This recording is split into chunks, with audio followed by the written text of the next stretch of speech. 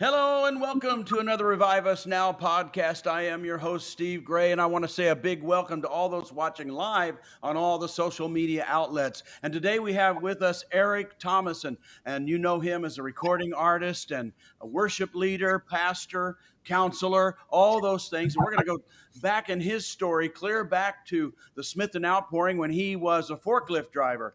And the reason that's so important is because you might be a forklift driver or a truck driver or a dishwasher or working in some other place, not knowing that your destiny is still out there in a great move of God, which is what he got swept up into. I did too. And he had no idea. I mean, zero idea of his destiny was right there, going to be a worship leader that was going to record with integrity music and touch the nations and then go all over the world. Who would have known? And so we're going to talk to him and see what it was like. So welcome, Eric. Glad to have you with us. Thank you. It's good to be here. And you're right. It's quite a story, isn't it? It is quite a story. And I was just trying to remember a few minutes ago, the very beginning of it, when you actually started playing on the worship team, because were you even on the worship team in the church up to what, 2 weeks before the revival broke out, or what? About 2 weeks, maybe 3. What had happened is you had said, why don't you come up and at least play and help us sing? You don't even have to plug in your guitar if you don't want to, which I didn't. And because I just didn't really want to do it.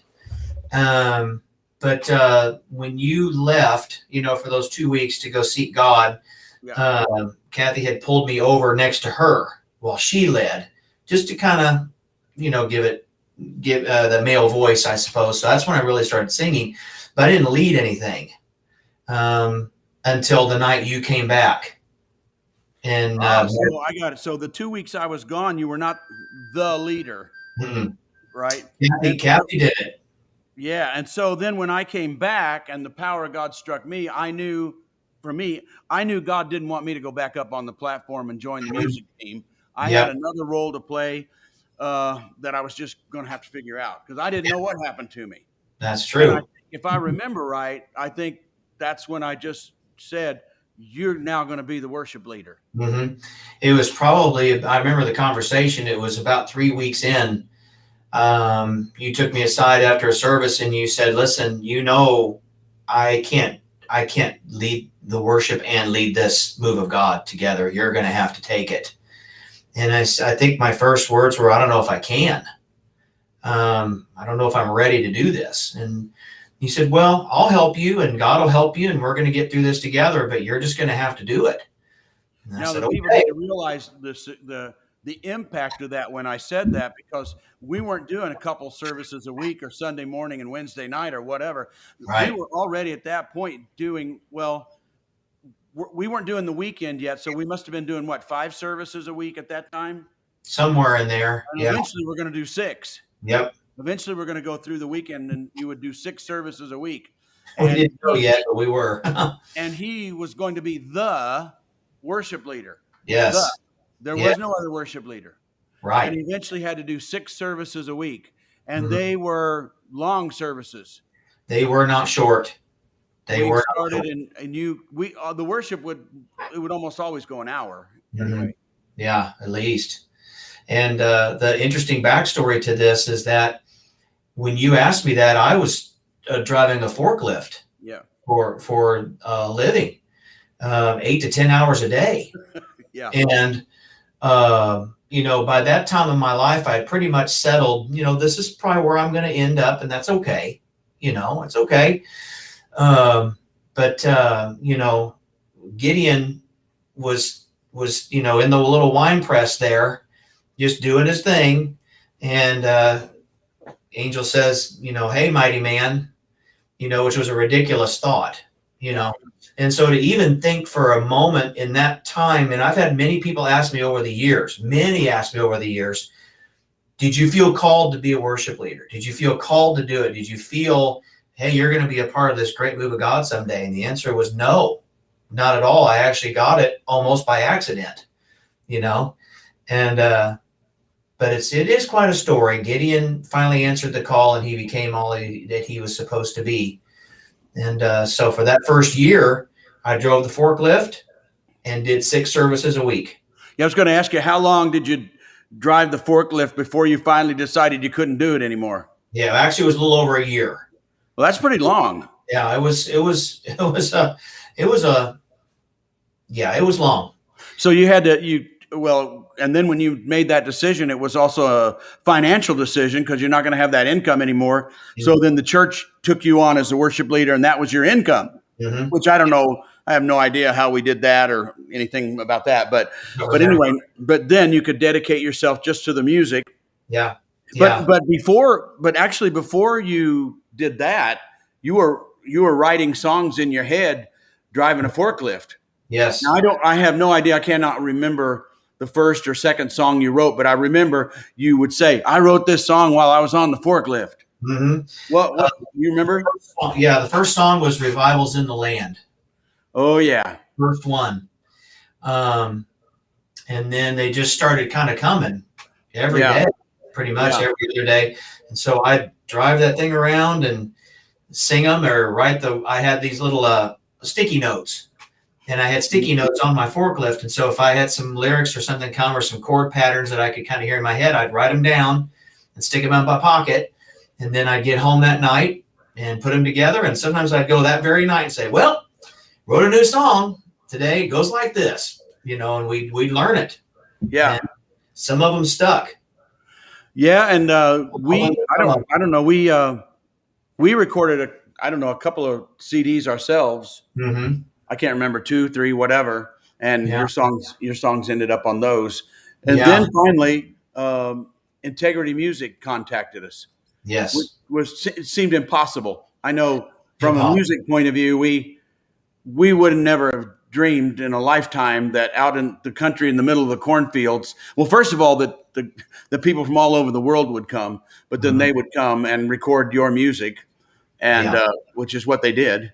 Mm-hmm. And so what, I don't even know how to describe that. It was very surreal, very surreal, because it's like in your life when you think you might be going one direction musically or with your art or with your business or whatever, and doors just kind of seem to close and all those kinds of things, and you just kind of put it to bed, say, okay, well, it just didn't work like I thought, and that's okay. And then you move on with God. And that's why I didn't play or do anything at Smithton for 2.5 years. I didn't even play a note. Yeah. I needed to sit and learn the word. I needed to learn something.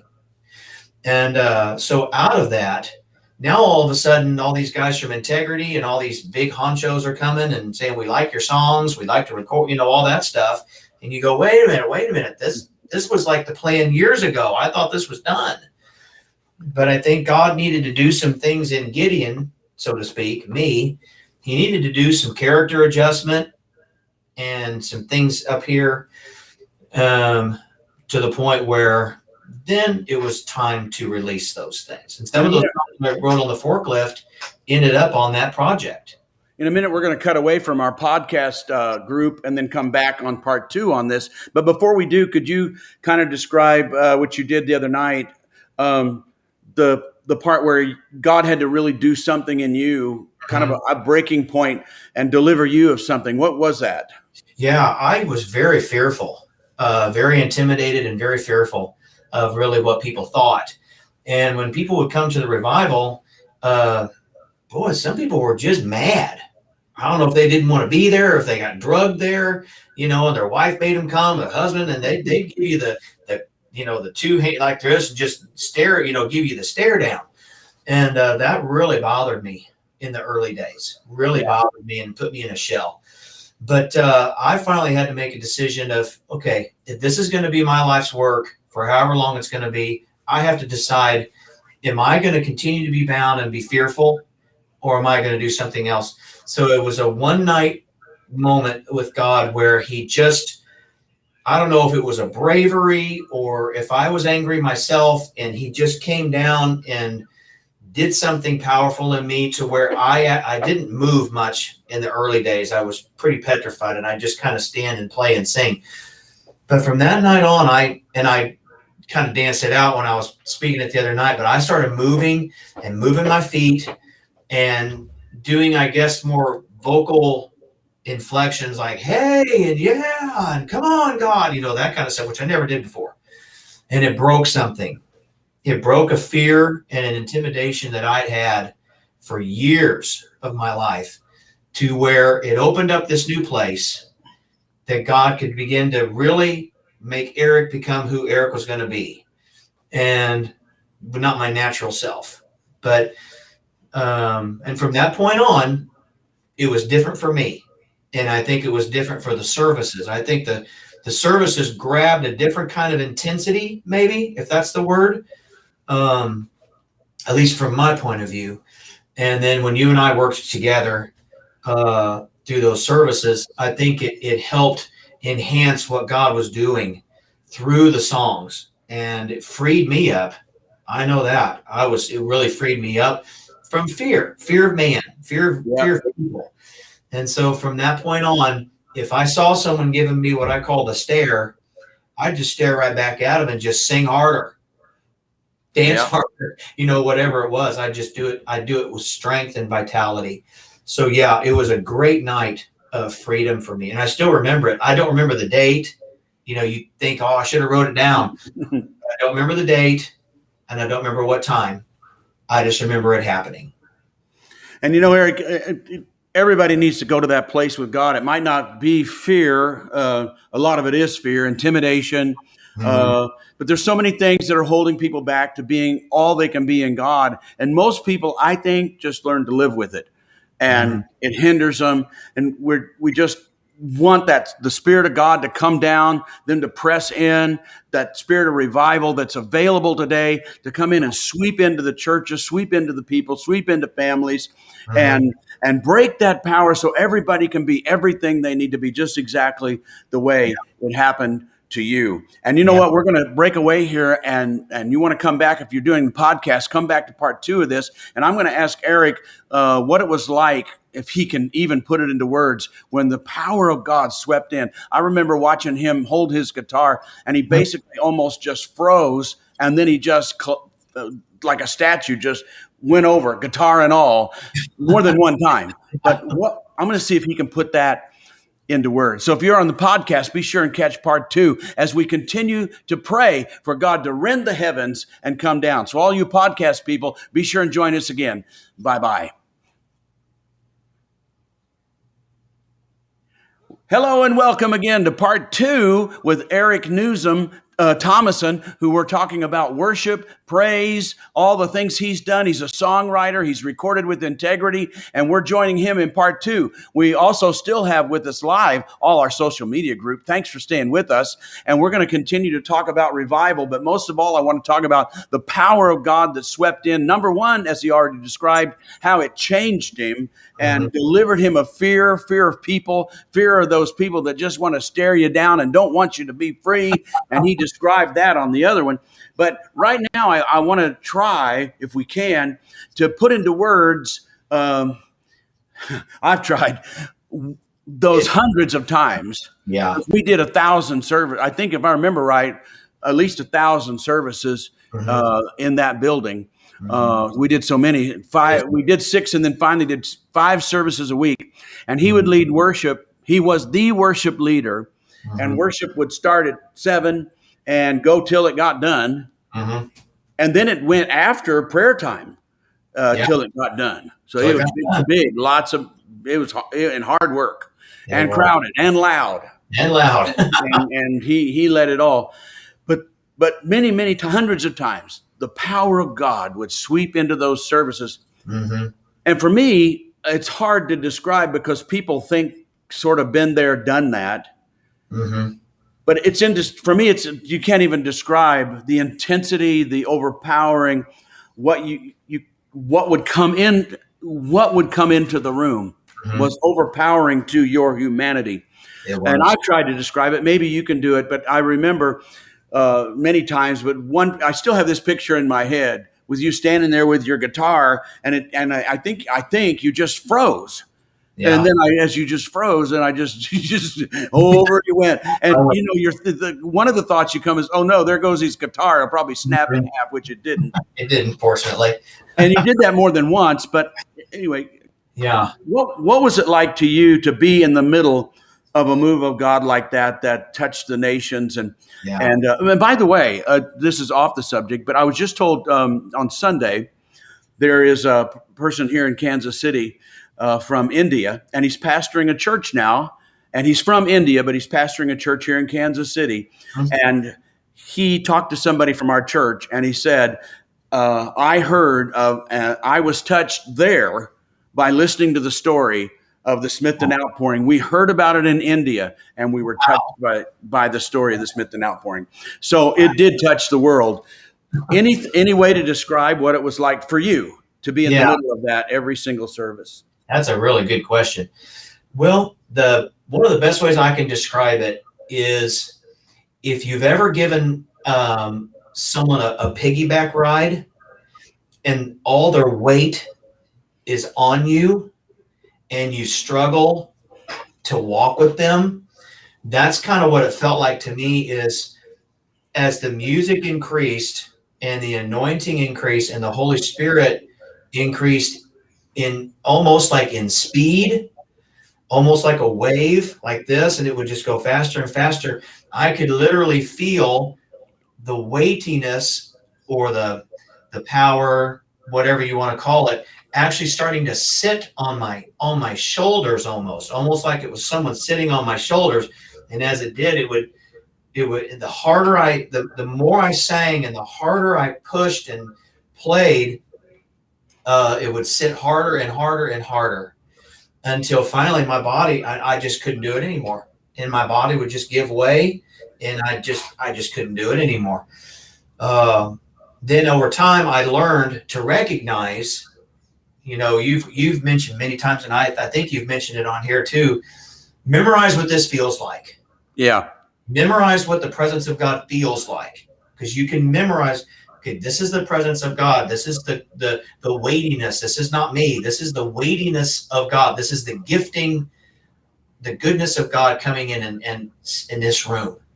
And so I would memorize what it would feel like when that would start to happen. And so I could work with it a little better as I got into it, so that way I could still play and not fall over as much. So what I would do is I'd take my right leg and I'd put it behind me as almost like a kickstand, and I'd hold myself up so that I could still play. But the weightiness was so it was so powerful and so strong. And when God was moving, at least at that time, this, and I know you've mentioned it too, it was so fast and so quick that you couldn't get your bearings on what he was going to do next. You couldn't figure it out. You couldn't measure it. You just went with it. And sometimes it was during the singing.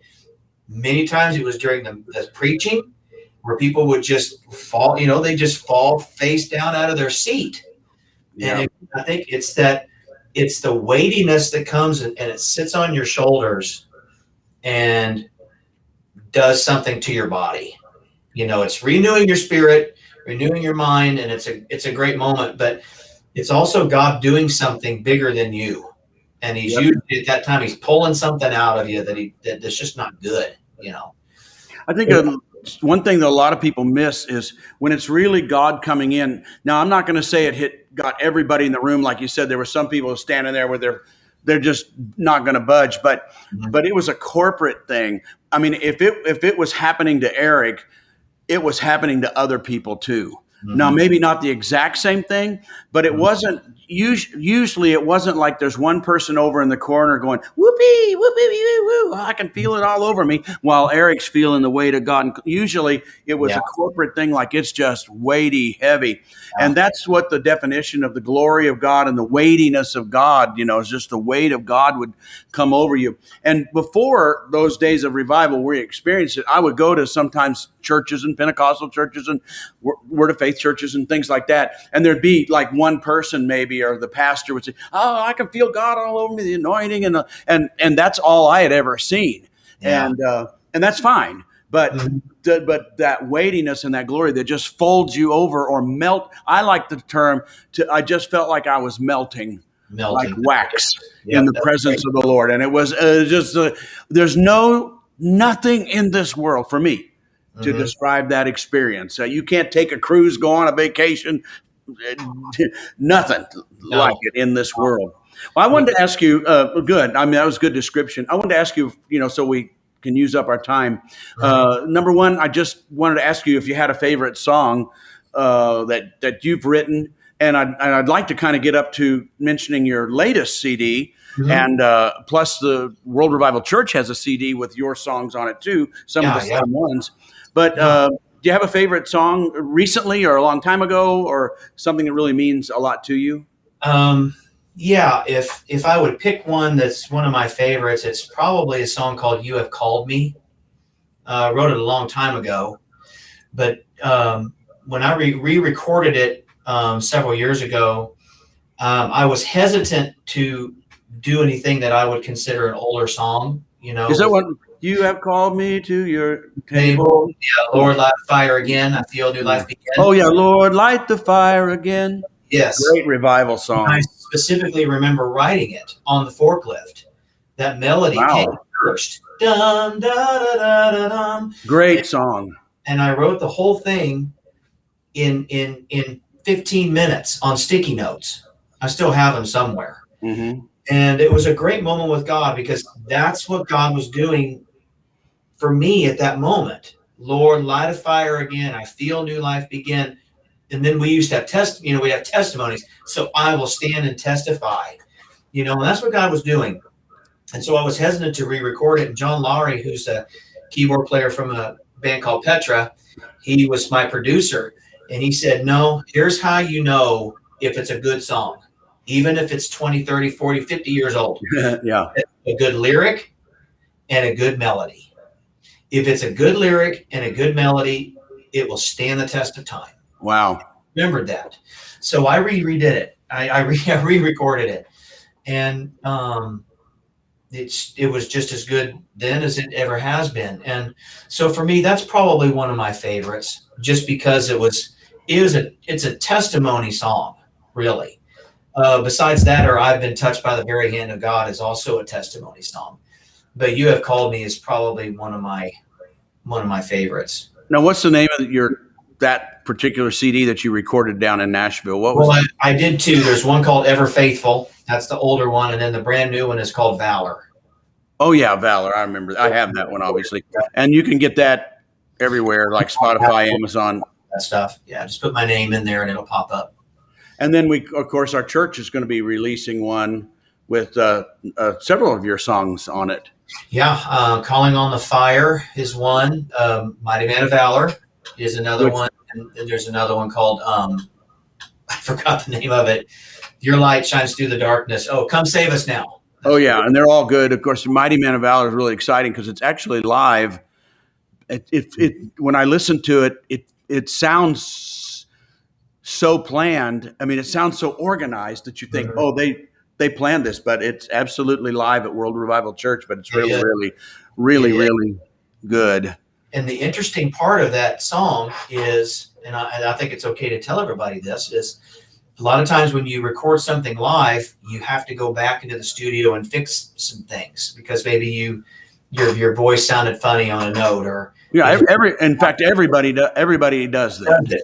What's interesting about that song is we did zero overdubs on my Yeah, vocal, that's what I heard. all completely live, which I'd never done before. So I thought, well, either it just came out really good or God really blessed it, one of the two.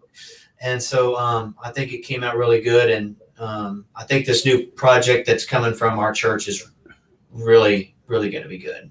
Well, Eric, I'm really appreciating all the worship that you've done throughout the years, and you bring a lot of experience to the platform at World Revival Church. As I told you the other day, I get texts and messages from people around the country, our own church, but around the country, that say how much they appreciate when you're leading and your experience and your I don't know. I guess that's basically it because they just enjoy you so much and you add so much. And of course, he adds a lot to the staff of World Revival Church too.